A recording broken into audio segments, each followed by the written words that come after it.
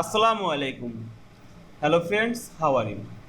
Welcome back to my another video. In this video, I am going to show you how to layer marks in Photopea. Let's get started. At first, you have to open your Photopea software. Then go to the file menu and click open and place. Now I am select this picture and open this picture. Then go to the layer and click right on your mouse, and you can see here are clipping marks. Now click this. Now we can see we will add layer marks very easily. I hope you enjoyed my video. Please like, comment, share and subscribe my channel. Thanks for watching.